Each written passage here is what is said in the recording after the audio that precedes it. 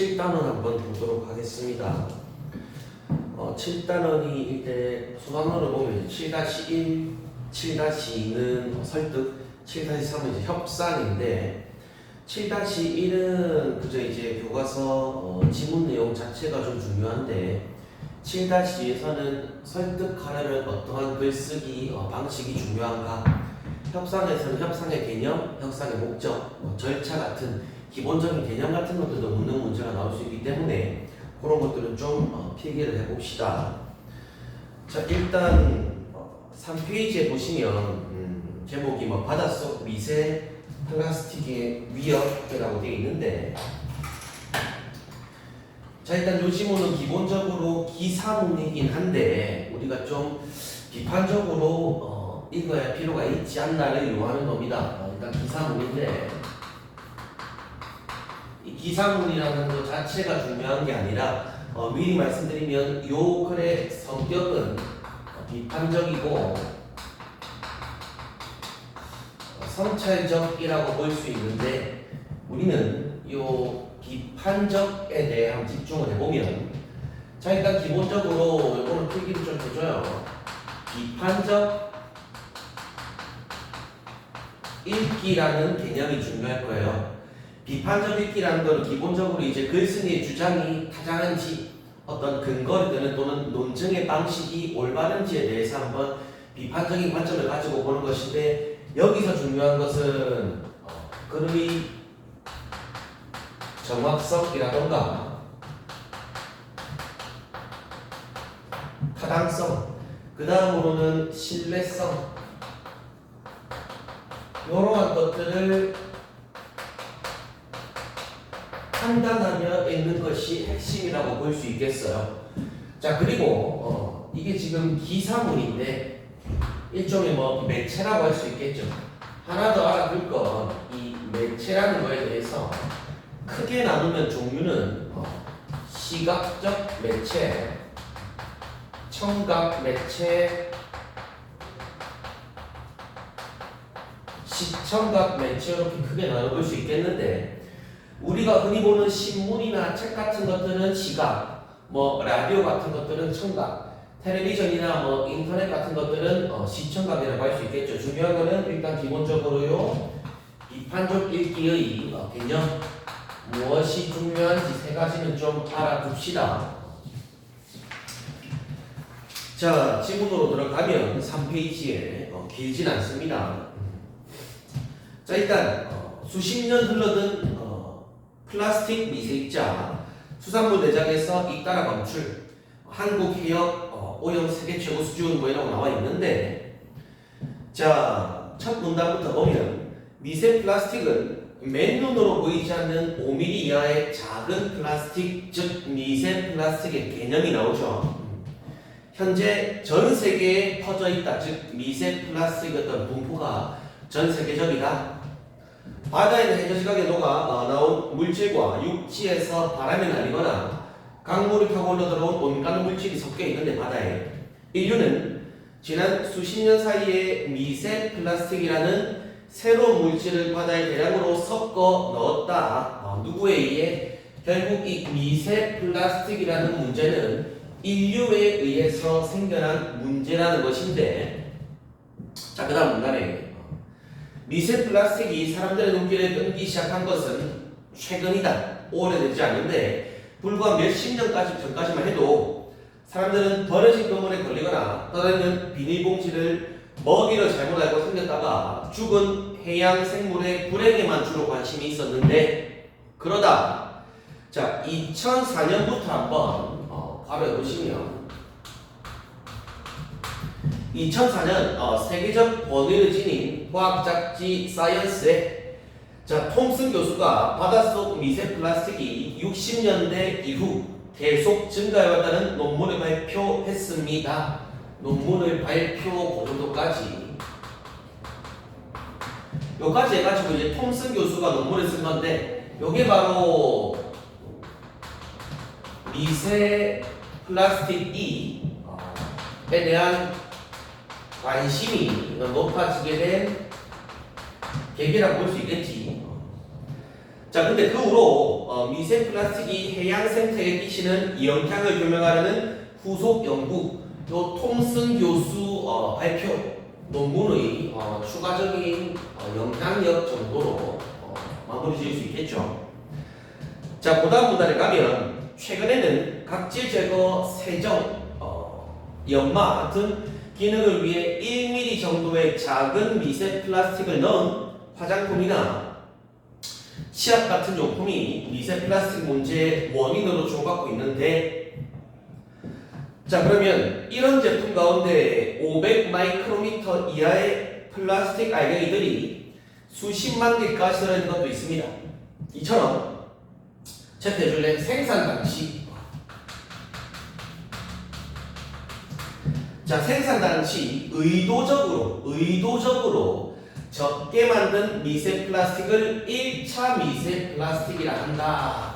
그럼 1차 미세 플라스틱에 대한 개념이 나오고 2차까지 나옵니다. 이 알갱이들은 하수 처리장에서 걸러지지 않은 채 바다로, 그렇지, 이런 것들이 1차들이 바다로 유입이 된다. 자, 계속 다음 페이지에 보시면 미세 플라스틱은 바다에 떠다니는 다양한 플라스틱의 쓰레기나 파도나 자외선 때문에 부서지는데, 못 쓰게 된 어구, 페트병, 숟가락, 비닐봉지, 담배꽁초, 필터, 합성 섬유 등 각종 플라스틱이 각종 플라스틱이 함유된 생활용품이 부서져 만들어진 미세 플라스틱을 2차 미세라고 한다. 그럼 역시 2차 미세 플라스틱의 개념이 나오지. 얘네들은 뭐다? 부서져서 만들어져. 근데 아직까지는 1차에 비해 2차의 비중이 더 높다는 게 전문가들의 설명이다. 일단 기본적으로 현재는 이 2차의 문제 비중 심각성이 더 크다. 부서져 나온 것들이. 자, 그럼 요까지 해가지고 간단하게 끊으면 그렇죠, 설명이다까지 해가지고 어떤 거 정리하면 미세 요 플라스틱의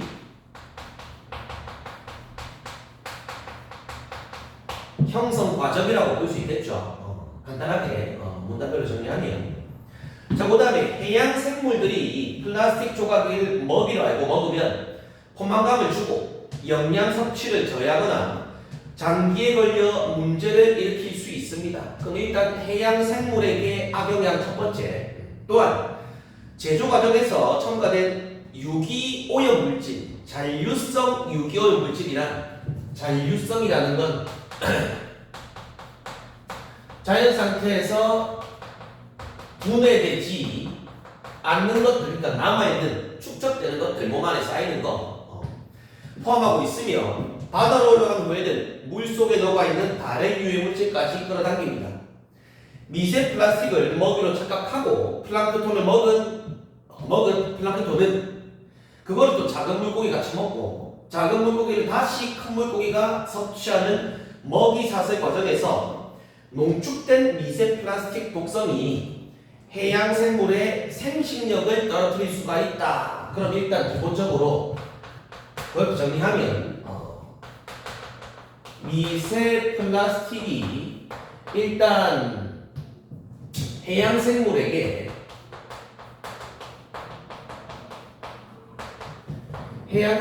지금 악영향을 끼치고 있는데, 복습할 때 좀 보기 좋게 첫 번째는 지금 위쪽에 나왔던 영양 섭취 저해.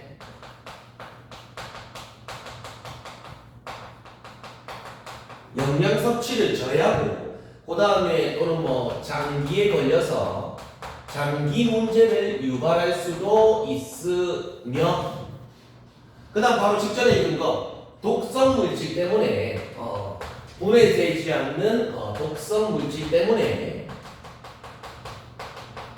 생식력에도 문제를 일으킬 수가 있다. 요건 일단 기본적으로 해양 생물에게 악영향.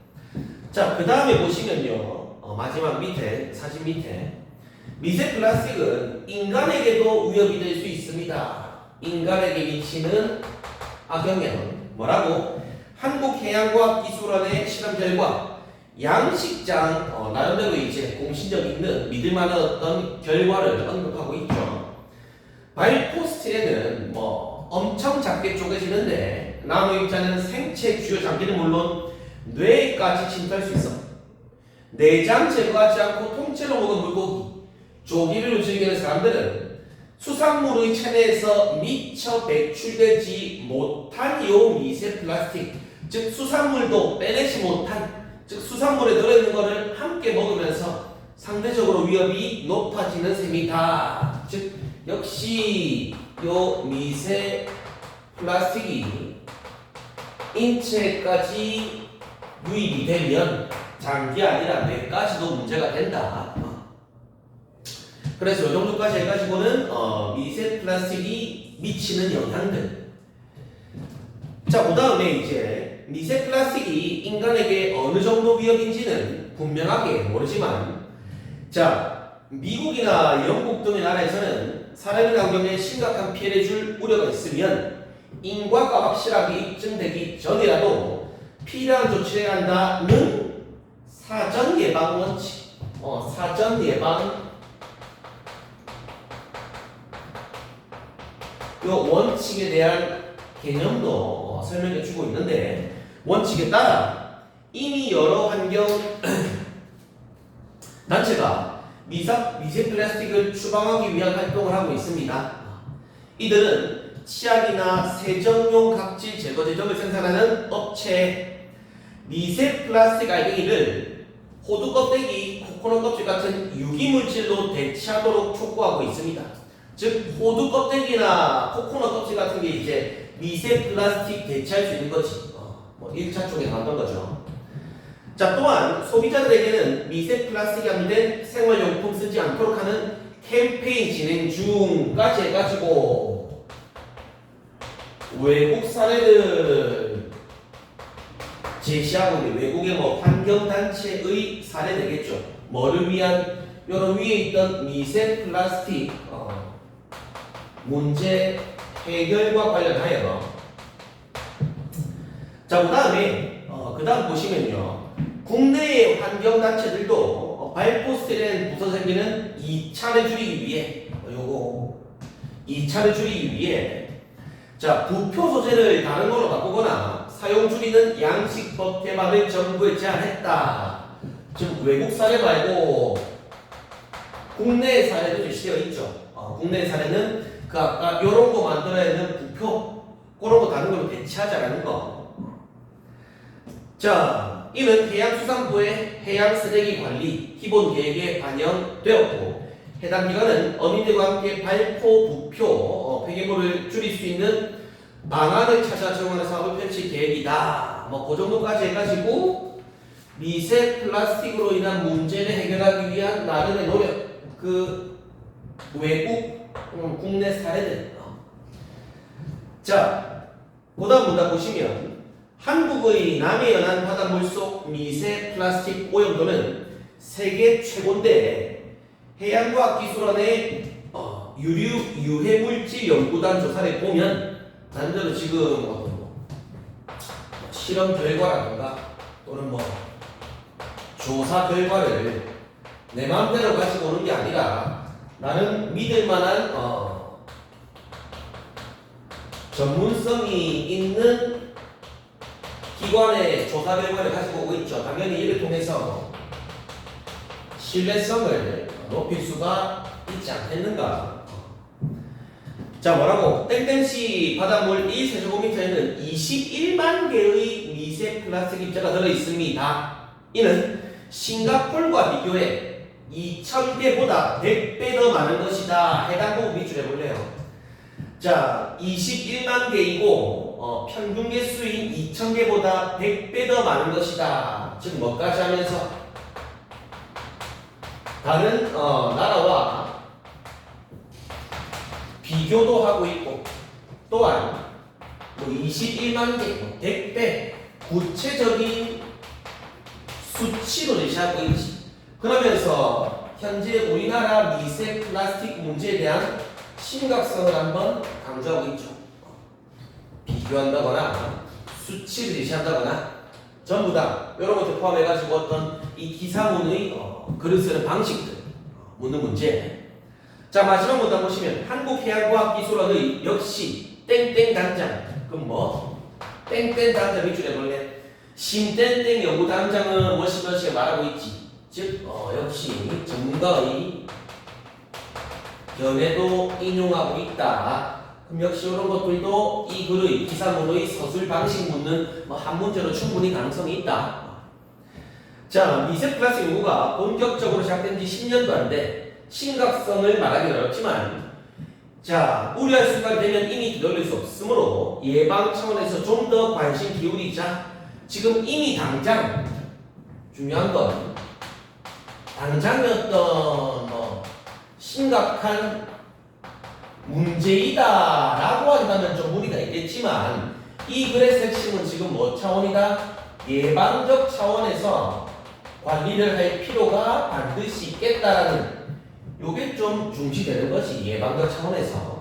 마지막에 예방 차원에서 좀 더 관심 필요가 있다. 즉 필요성 강조하면서 이렇게 해가지고 기사문이라고 비판적으로 지금 당장에 현재 크게 심각하지 않다고 해가지고 방치하지 말고 비판적으로 보고 좀 문제 해결을 위한 예방을 위한 필요성을 강조하고 있는 기사문 되겠습니다. 학습활동 같은 경우에는 아까 우리가 1차로 만들고 그 다음 부서진 거 2차가 되고 이걸 플랑크톤이 먹고 작은 거 먹고 큰 거 먹고 우리가 먹고 그러면서 우리 안에 뭐가 쌓이는 그런 과정이 그림으로 제시되어 있죠. 자, 7-1단원은 이 정도는 보시면 될 것 같고요. 11페이지 한번 보실래요? 설득하는 글쓰기 펼쳐라, 설득하는 글쓰기. 그럼 우리 필기할 게 있는데 13페이지를 피고 우리가 봐야 할 지문 그 위쪽에 지금 펼쳐라 설득하는 글쓰기 위에 공간이 좀 있습니다. 13페이지 맨 위에 필기를 해볼게. 자, 일단 설득하는 글 아니야. 그러면 기본적으로 요건 안 나왔어요. 설득하는 글쓰기의 단계에 대해서 좀 알아보면 첫 번째는 첫 번째가 제일 중요해. 쓰기 맥락을 일단 고려해야 한다. 쓰기 맥락 고려 또는 이런 거 분석해야 한다. 두 번째, 쓰기 맥락을 분석했다면 일단 내용을 생성해야겠죠. 이 내용 생성은 쉽게 말해서 여러 군데에서 정보 수집하는 거야. 세 번째는 요 정보 수집한 것들을 짜임새 있게 맞춰야겠지. 내용 조직. 요런 내용 조직에는 개요짜기 같은 게 있을 수 있나? 개요짜기. 그 다음에는 이제 네 번째로는 써봐야겠지. 이런 것들을 표현하기. 글쓰기 단계. 그 다음에는 표현하고 글쓰고 끝. 요게 아니라 쓰기 과정 고려하여 고쳐 쓰기. 요렇게 설득하는 즉 글쓰기 단계인데 중요한 거는 요겁니다. 암기해야 해요. 쓰기 맥락. 즉 고려 분석해야 할 네 가지가 있는데 주제, 목적, 독자. 여기서 독자는 예상 독자 말이에요. 그리고 요거를 어디에 실을 건지 매체. 요 네 가지는 반드시 암기. 요 네 가지는 반드시 암기를 하자. 자, 그 다음에 하나 더 추가할 거는 설득하는 글의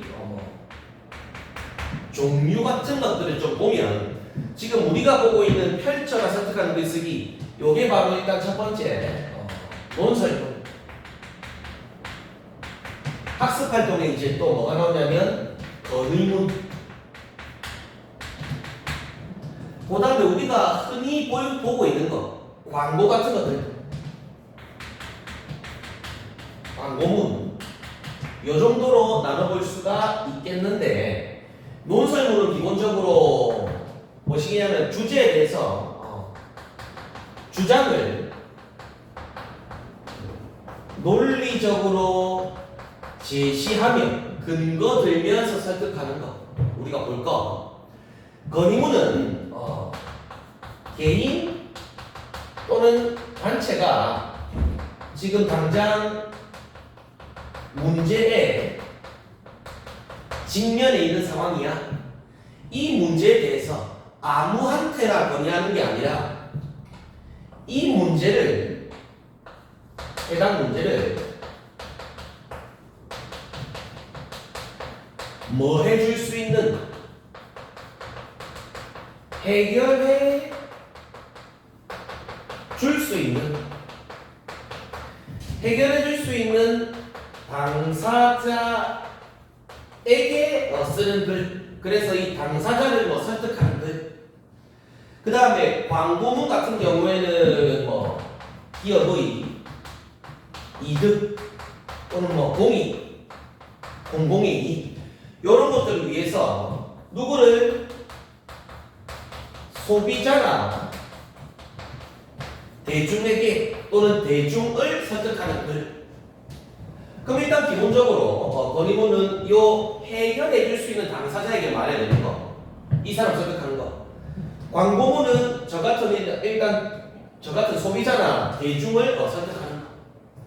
논술문은 그래도 기본적으로 어떤 독자를 대상으로 하는지 이게 중요하겠지. 그러니까 쓰기 맥락이 중요하다 이거야.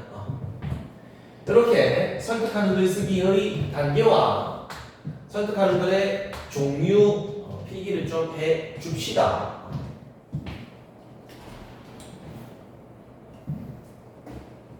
반드시 13페이지 위에 필기가 되어 있어야 합니다. 확인할 거예요.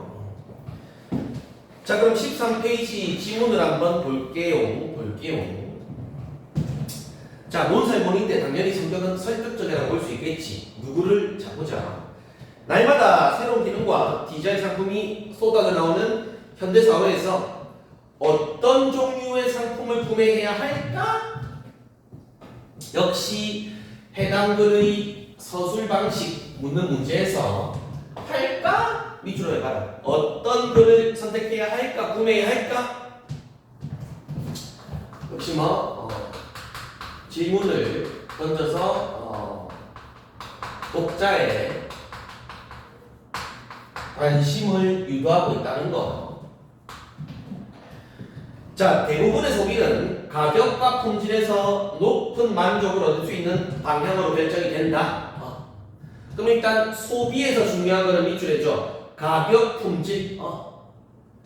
이른바 합리적 소비를 추구하는 것이다. 그러면 합리적 소비란 앞에 나왔던 가격, 품질 높은 거를 선택하는 소비를 말하겠지. 그러나 일단은 지금 합리적 소비에 대해서 나왔고요. 근데 우리가 볼 건 여기 아니야. 그러나 최근에는 저개발국의 인권이나 환경보호에 관심이 커지며 밑줄에죠. 윤리적 소비. 요거에 대한 인식이 널리 퍼진다. 그럼 일단은 우리가 중요시한 거는 지금 윤리적 소비인데, 그럼 지금 잠깐 그 문장에서 거기 봐봐라. 저개발국의 인권 환경 보호. 저개발국의 인권이나 환경을 보호하는 것. 요게 이제 이 윤리적 소비가 관심을 갖게 된, 관심 가지게 된 배경 되겠지. 자, 윤리적 소비란 개념이 나오죠. 인간, 동물, 자연환경에 해를 끼치지 않고 윤리적으로 생산된 상품을 구매하는 것이 다, 즉 윤리적 상품의 개념 되시겠지. 자, 그 다음 문단에 윤리적 소비는 밑줄, 더 나은 세상을 만들기 위한 정당한 권리 행사.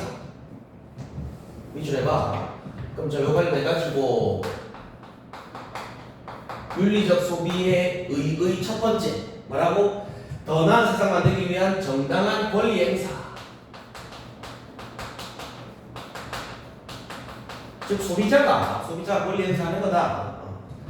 흔히 소비를 뭐라고? 시장 경제 시대의 투표라고 표현합니다. 그럼 해당 부분 밑줄. 소비를 시장 경제 시대의 투표. 즉 뭐라고? 소비하는 행위를 뭐에 투표에 빗대어 표현하고 있지. 현재 우리가 살고 있는 자본주의 사회에서는 소비자들의 선택에 따라 시장에서 공급되는 상품의 종류와 양이 달라진다. 소비자는 특정 상품을 사거나 사지 않은 선택을 함으로써 자신이 추구하는 가치를 드러낸다. 가치를. 소비가 곧 일종의 가치를 드러내는 그런 작업이라네. 자, 계속해서 우리가 가난한 아동들의 노동으로 만든 제품 구매하지 않는 것은 밑줄 노동자를 착취하는 행위에 반대하는 것이고, 친환경 제품 구매하는 것은 밑줄 환경 보호에 지지를 보내는 것이다. 그러면 소비를 통해 가치를 드러내는 것의 사례들이 나오죠. 사례 첫 번째로 나온 게 뭐니? 첫 번째로는 노동자 착취 반대합니다. 그 다음에 친환경 제품 소비, 거기에 투표하는 거는 어떤 가치 드러내는 거? 보시면 환경보호 가치 추구합니다. 이거 아니에요? 정리해 볼 수 있겠지. 자, 그 다음에 윤리적 소비는 밑줄. 그 다음은 세계 빈곤 문제 해결의 기여의 두 번째, 빈곤 문제 해결할 수 있다. 뭐의 윤리적 소비의, 지금 우리가 볼 건 합리적 소비라기보다는 의의 두 번째, 세계 인권선언 23조 뭐 이런 법률 조항도 인용하고 있네. 모든 사람은 차별 없이 동일한 노동을 하면 동일한 보수를 받을 권리가 있다. 밑줄에죠. 세계 인권선언 제23조 이런 것들 뭐라 그래? 믿을만한 공신력 있는 내용을 또 인용한다라는 거. 인용 같은 것들도 충분히 이런 것처럼 서술 방식 묻는 문제와 엮일 수 있는 거지. 당연히 이런 걸 통해서 아까 말했듯이 신뢰성을 담보할 수 있겠다. 그러나 아직도 수많은 제3세계 노동자가 혹독한 노동을 하면서도 아주 작은 대가, 즉 여전히 열악한 제3국의 노동 현실이죠. 그런데 우리가 노동자에게 공정한 노동의 대가를 지급하는 제품을 구입한다면 빈곤을 완화하고 경제적 자립을 도울 수도 있을 것이다. 즉 빈곤 문제 해결에 조금이나마 이바지할 수 있다. 그 다음 마지막 밑줄, 윤리적 소비는 지구를 지키는 밑줄 친환경 소비이다. 의의 세 번째,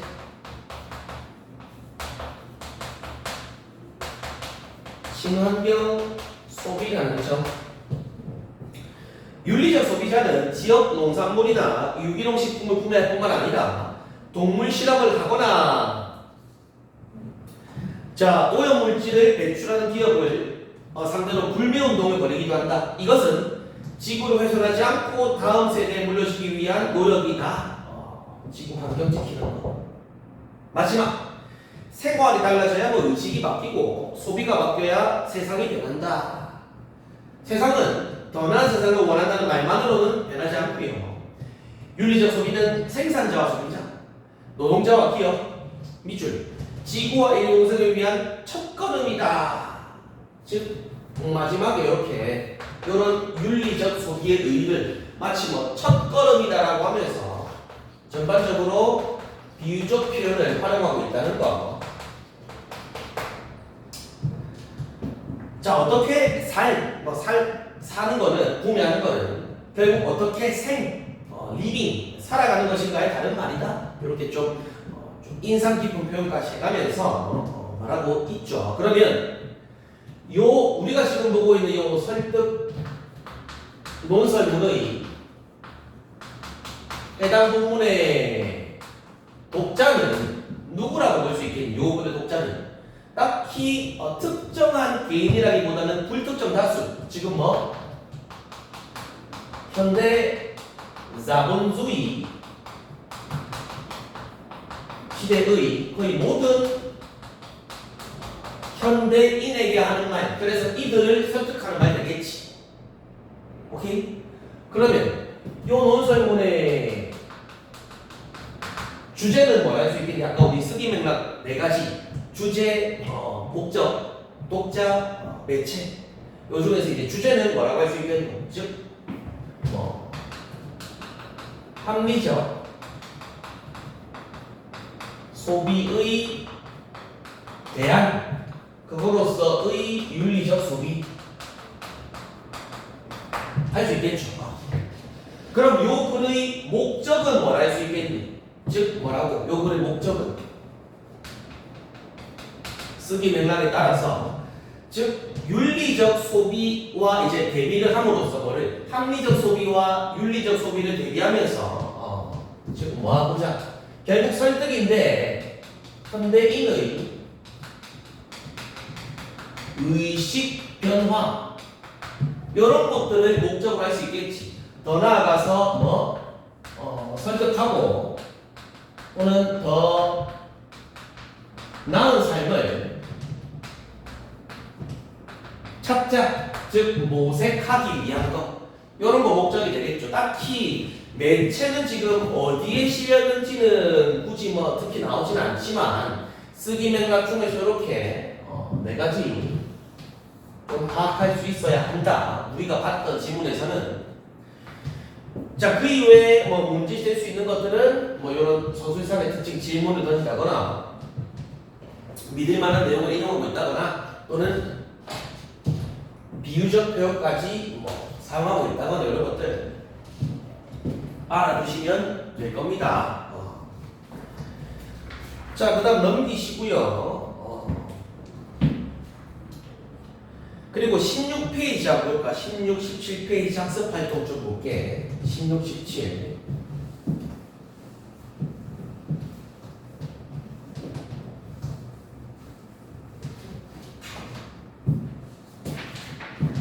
자, 일단 16페이지에 있는 거 16, 17페이지 이런 것들은 뭐 건의문인데 아까 설득하는 글쓰기 종류에서 논설문, 건의문, 광고문 중에서 건의문 되겠는데 나름 좀 강조하고 싶은 게 건의문은 일단 문제 상황이 직면했고 다른 사람한테만 말하는 게 아니라 그 문제를 해결해 줄 수 있는 사람한테 말하는 거라고 설득하는 거라고. 그럼 일단 지금 16페이지 있는 글의 시작은 뭐야? 교장 선생님께 지휘줄 해봐. 그럼 교장 선생님, 교장 선생 이 사람이 바로 뭐 독자인 거고 동시에 문제 해결을 할 수 있는 당사가 되겠지. 자, 보자. 안녕하세요. 저는 뭐 김시우입니다. 자, 최근에 우리 학교 매장에 파는 식품 사 먹는 학생들이 배탈 났습니다. 밑줄 봐. 몇몇 학생이 배탈 났습니다. 그런 것들이 바로 건의문을 쓰게 된 배경 되겠지. 자, 저도 간식 먹기 위해 자주 매점을 이용하는데 매점에서 판매하는 식품의 안전이 염려 밑줄. 매점 판매 식품의 안전이 염려됩니다. 그런 것들은 건의문을 쓴 이유라고도 건의를 드리고자 합니다. 즉, 이러한 문제 상황에 처했고 개인이나 단체가 이러한 문제에 직면했고 이거를 해결할 수 있는 사람이 누구다? 교장 선생님이기 때문에 이 사람한테 건의한 거지. 자, 밑줄 교내식품 안전지킴이 제도 도입 밑줄에 봐요. 하여 우리 학교 매점에서 유해식품 판매하지 않도록 해주세요. 자, 그러면 건의 사항 또는 건의의 내용은 밑줄 하나 더 있지. 뭐라 되어 있노? 교내식품 안전지킴이 제도 요거 되겠죠. 건의 내용, 건의 사항. 자, 어린이 식생활 안전관리 특별법 밑줄. 어린이 식생활 안전관리 특별법 조항에 의하면 초중고교 매점은 학생들에게 안전하고 영양가의 식품을 공급하도록 노력해야 합니다. 까지 한번 끊어볼래?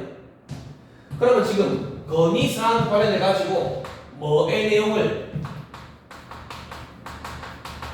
요것과 관련된 법률 조항까지도 인용하고 있지. 완전히 근거가 없는 게 아니라 설득을 해야 될 거 아니야. 자, 하지만 우리 학교 매점에서는 버젓이 유해 식품을 판매하고 있습니다. 학생들은 하루 중 대부분의 시간을 학교에서 보내는데 제2의 가정인 학교에서 학생들의 밑줄, 학교에서 학생들 건강 책임지는 것은 당연하다. 그러면 요거에 대한 요거에 대한 근거로 지금 뭐를 들고 있을까? 학교의 책임까지 들고 있지. 학교의 책임까지. 학생들이 고열량, 저영양의 식품을 섭취하여 불균형에 놓이는 것을 방지하고 안전한 먹거리를 섭취하여 식습관을 가질 수 있도록 건의 받아들여 주세요. 학부모 학생으로 구성된 식품안전지킴이가 요 제도. 자, 밑줄. 매점에서 판매하는 유해식품을 감독하고, 그럼 요거의 밑줄 해봐. 역할 첫 번째. 뭐한다? 유해불량식품을 감독하고, 안전지킴이 제도 역할 두 번째. 밑줄. 전교생 대상으로 안전기초교육, 식품 안전 기초교육 역할까지다. 한다면 학생들이 안전한 식품을 섭취하고자 할 것입니다. 다시 한번 교내 식품 안전지킴이 제도를 도입해 주시기를 당부드립니다. 라고 나와 있지. 그러면 그 밑에 또 쓰기 맥락 네 가지, 물론 지금 매체는 빠져 있는데 목적은 뭐라 할 수 있겠니? 즉 적절한 제도 도입을 통해 뭐 하지 못하도록, 유해불량식품 도입하지 못하도록, 제도를 통해 유해식품 우리 매점에서 판매하지 못하게 하기 위해서. 그 다음 그 옆에 주제는 지금 뭐 똑같죠? 판매하지 못하도록 해달라. 제도 도입으로 뭐라고 말할 수 있겠니? 똑같죠. 불량식품 판매하지 않도록 해달라. 뭐 목적과 주제가 크게 벗어나면 안 되겠지. 독자는 지금 누구? 먼저 했듯이 교장 선생님 되겠죠. 왜냐? 지금 이거는 뭐기 때문에 다시 한번 강조한다. 건의문이기 때문에 이 문제를 해결해 줄 수 있는 사람한테 말해야 돼. 이런 문제 가지고 일반 학생 외에 다른 학생들, 뭐 우리 엄마 학부모한테 말해봤자 소용이 없어. 심지어 뭐 일반 선생님한테 말해봤자 소용이 없다 이거야. 근데 요걸 독자를 바꿔보자. 17페이지에 보시면 바로 이번. 다음은 독자를 밑줄 학생회로 바꾸어. 이거에 지금 뭐 독자를 뭐로? 학생회로 이제 독자를 바꿔보자. 독자를 바꾸어. 건의문을 다시 썼습니다. 독자에 따라서 어떻게 달라졌을지. 그러면 17페이지 질문해 볼게요. 학생 여러분께 안녕하십니까? 김시우입니다. 똑같죠? 항상 우리 학교 학생들의 편안한 학교 생활을 위해 애쓰는 학생에 감사합니다. 한 가지 건의하고자 합니다. 자, 밑줄에 봐. 학생들이 교내 매점에서 안전한 식품 먹을 수 있도록 유해불량식품 근절운동. 자, 똑같이 한번 해볼까? 건의문의 건의사항 또는 뭐 내용, 즉 인마들한테 어떤 내용을, 어떤 사항을 건의할 거냐. 뭐라 되어 있니? 유해불량식품 근절운동, 근절운동 시행 하자는 거. 근절운동 시행할 것을 회의 안건으로 채택해 주세요. 요거를 회의 안건으로 채택해 나가는 거. 이봐라. 건의 내용부터 다르지. 학생이한테 안전지킴이 제도 실시하라고 한다면 가능하겠니? 불가능하지. 그러니까 독자에 따라서 건의 내용이 달라진다 이거야. 이런 것들은 채택해가지고 우리가 학생회 안에서 회의해 볼 수 있는 거 아니야. 충분히 학생회에서 할 수 있는 거라고, 해결할 수 있는 거라고. 자, 계속 보면 교내 매점은 어린이 식생활 안전 보호를 위해 시장, 군수 또는 자치구의 구청장이 지정하여 관리할 수 있는 밑줄 식품안전보호구역에 해당합니다. 자, 얘는 지금 요 교장쌤한테 말하는 것과 달리 어떤 개념 말하고 있어? 식품안전보호 요 구역의 개념에 대해서 밝히고 있지. 학교 내용 봅시다. 자, 식품안전보호구역에서는 건강을 위협하는 유해식품 판매를 금지합니다. 그런데 우리 학교의 매점에서는 버젓이 유해식품이 판매되고 있는데 학생회는 학생 목소리를 대변하는 곳이에요. 자, 지난달 제가 속한 환경 동아리에서 1학년 320명 대상으로 매점 판매 식품의 설문조사를 실시했습니다. 그 다음 밑줄 80%에 해당하는 학생들이 매점에서 판매하는 식품 안정성이 의심된다고 답했습니다. 뭐를 근거로? 학교의 책임이 아니라 실제 이행한 설문조사를 근거로. 자, 학생들이 안정성을 의심하면서도 불량식품 사 먹는 것은 관련 정보가 부족하기 때문입니다. 밑줄 관련 정보가 부족하기 때문입니다. 그런 게 바로 그렇죠, 이런 거 근절 운동 이런 거 있잖아, 그렇지? 근절 운동을 시행해야 하는 이유라고도 볼 수 있겠죠. 학생들이 유해 불량식품에 대해서 잘 모르니까 이런 것들을 많이 실시해야 한다. 교육하고 운동 실제로 행동하고 학생회에서 근절 운동 실시하여 학생들에게 정보를 제공한다면 그렇지. 잘 모르니까 정보 제공한다면 학생들이 바람직한 식습관을 기를 수 있습니다. 위와 같은 사항을 고려하여 회의 안건으로 채택해 주시기를 바랍니다가 건의사항 되겠지. 그러면 마지막으로 이제 18페이지에 보시면, 자, 18페이지에 독자가 교장쌤일 때는 보시면 교내 식품 안전 지킴이 제도 도입이 되겠죠. 근데 옆에 오른쪽에 독자가 학생회일 때는 뭐 쓰면 되겠니? 요거 쓰면 되겠지. 근절 운동 시행을 대회의 안건으로 채택하여 한번 회의해보자. 자, 그 다음 밑에 독자가 학생회일 때 식품안전보호구역의 개념을 제시하고 있지만 독자가 교장쌤일 때는 요것은 되겠죠. 관련 법률 조항을 인용하여 근거를 들 수 있습니다. 이런 것들을 근거로 또.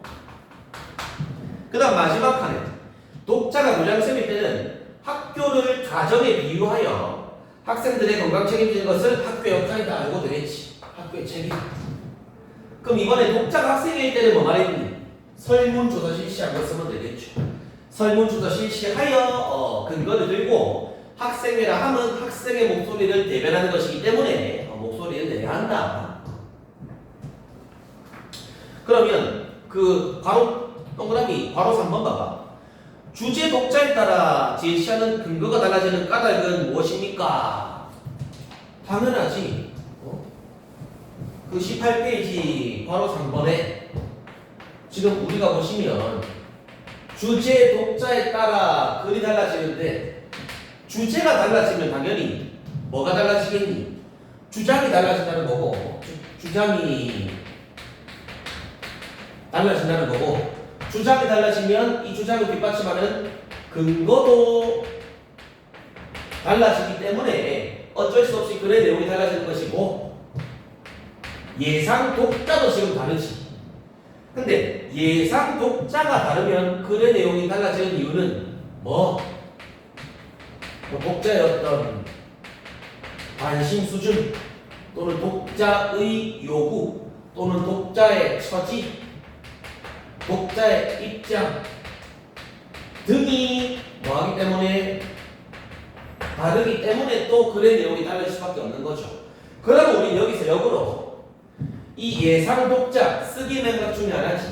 예상 독자를 고려해야 하는 이유 중에 하나가 바로 이런 것들이 뭐하기 때문에 다르기 때문에 또는 독자의 어떤 지식적인 수준 같은 것들도 뭐 고려해야 하는 이유라고 볼 수 있겠고 그만큼 맨 앞에서 우리 설득하는 글쓰기 몇 페이지였니? 13페이지 위에 필기한 거 있잖아. 거기서 쓰기 맥락 4가지가 중요한 이유가 되겠다.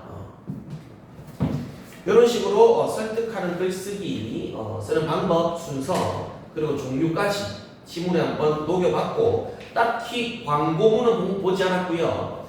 맨 첫 번째 지문은 논설문, 두 번째는 건의문으로 하여 지문 분석을 좀 해봤습니다.